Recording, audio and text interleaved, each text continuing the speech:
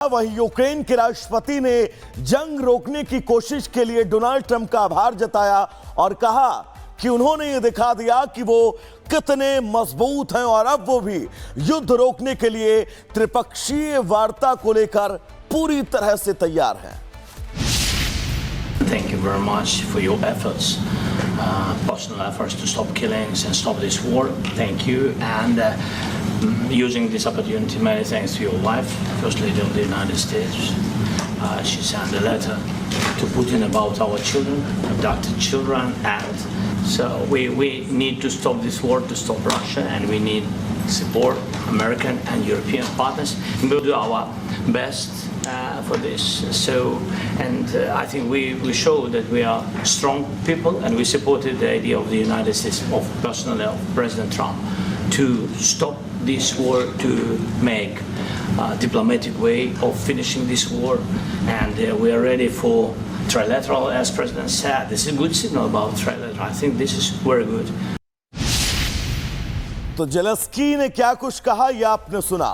अब जब जेलेंस्की ने डोनाल्ड ट्रंप का आभार जताया तो वो इतने खुश हो गए कि दुनिया के सामने हमेशा की तरह एक बार फिर अपना गुणगान करने लगे।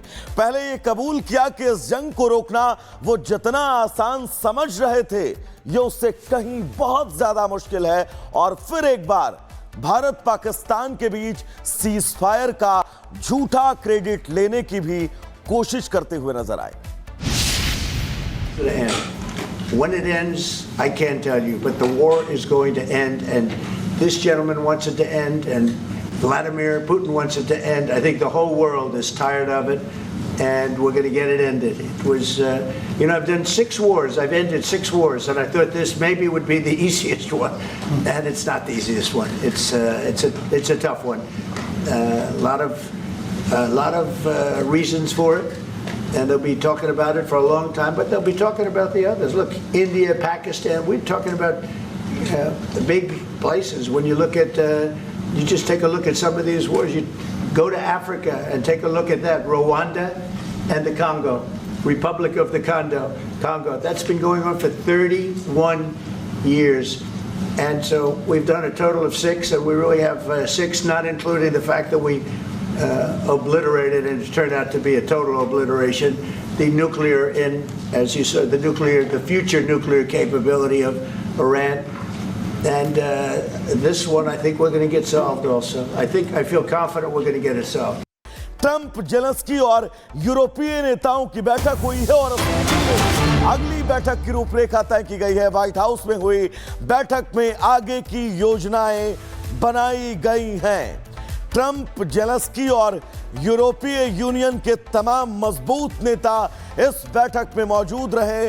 इस बैठक के बाद सभी नेताओं ने प्रेस कॉन्फ्रेंस में हिस्सा लिया, अपना अपना पक्ष रखा, और साथ ही अब यह तय किया गया है कि आने वाले वक्त में जो मीटिंग होगी उस मीटिंग की रूपरेखा क्या होगी, क्योंकि रूस यूक्रेन की जंग के बीच लगातार बैठकों का दौर जारी है और इन बैठकों में यह बैठक सबसे अहम रही।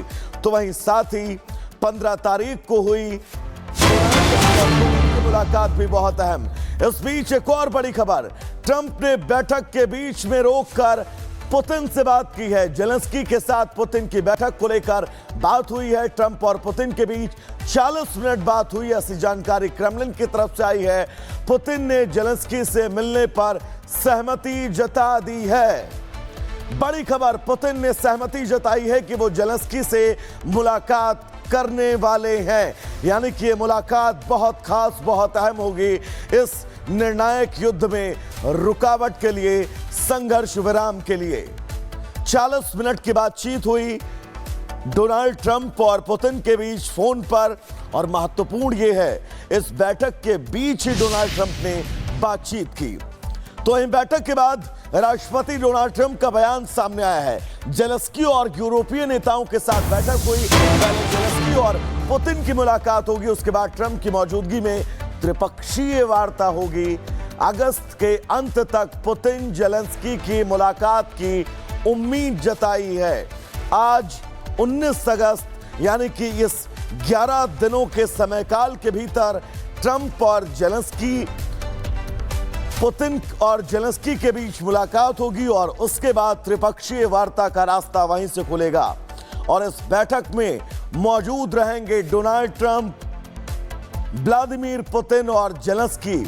और इसी बैठक में उन तमाम शर्तों को भी सामने रखा जाएगा जिन शर्तों के चलते युद्ध विराम की संभावनाएं बहुत ज्यादा जागृत होती हैं। तो इन तमाम बड़ी खबरों के बीच एक और बड़ी खबर। इस बैठक के बाद डोनाल्ड ट्रंप ने पोस्ट किया है, जेलेंस्की यूरोपीय नेताओं के साथ बैठक उन्होंने की। हमने यूक्रेन के लिए सुरक्षा गारंटी पर चर्चा की। शांति की संभावना को लेकर सभी बहुत खुश हैं।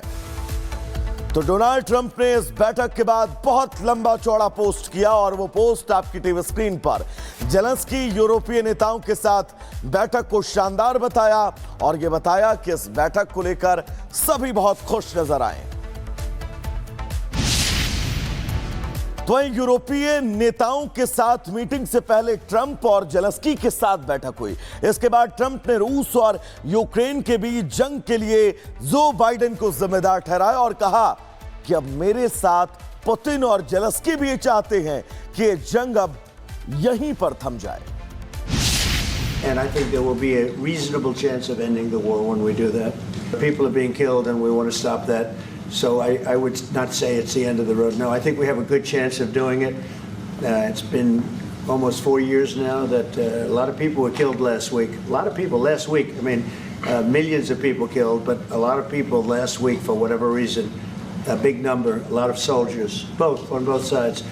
And I know the president, I know myself, and I believe Vladimir Putin wants to see it ended. Look, this isn't my war. This is Joe Biden's war. He's the one that had a lot to do with this happening, and we want to get it ended. Make sure that if there's peace, the peace is going to stay long term. This is very long term. We're not talking about a 2-year peace and then we end up in this mess again. We're going to make sure that everything's good. We'll work with Russia. We're going to work with Ukraine, and we're going to make sure it works. And I think if we can get to peace, it's going to work. I have no doubt about it. तो अमेरिकी राष्ट्रपति Donald Trump को आपने सुना, वहीं Ukraine के राष्ट्रपति ने जंग रोकने की कोशिश के लिए डोनाल्ड ट्रंप का आभार जताया और कहा कि उन्होंने ये दिखा दिया कि वो कितने मजबूत हैं और अब वो भी युद्ध रोकने के लिए त्रिपक्षीय वार्ता को लेकर पूरी तरह से तैयार हैं। Thank you very much for your efforts, personal efforts to stop killings and stop this war. Thank you. And using this opportunity, many thanks to your wife, First Lady of the United States. She sent a letter to Putin about our children, abducted children, and so we need to stop this war, to stop Russia, and we need support American and European partners. We'll do our best for this. So, and I think we show that we are strong people, and we supported the idea of the United States, of personally of President Trump, to stop this war, to make a diplomatic way of finishing this war, and we are ready for trilateral, as President said. This is a good signal about trilateral. I think this is very good. तो Zelensky ने क्या कुछ कहा ये आपने सुना। अब जब जेलेंस्की ने डोनाल्ड ट्रंप का आभार जताया तो वो इतने खुश हो गए कि दुनिया के सामने हमेशा की तरह एक बार फिर अपना गुणगान करने लगे। पहले ये कबूल किया कि इस जंग को रोकना वो जितना आसान समझ रहे थे ये उससे कहीं बहुत ज्यादा मुश्किल है, और फिर एक बार भारत पाकिस्तान के बीच सीज फायर का झूठा क्रेडिट लेने की भी कोशिश करते हुए नजर आए।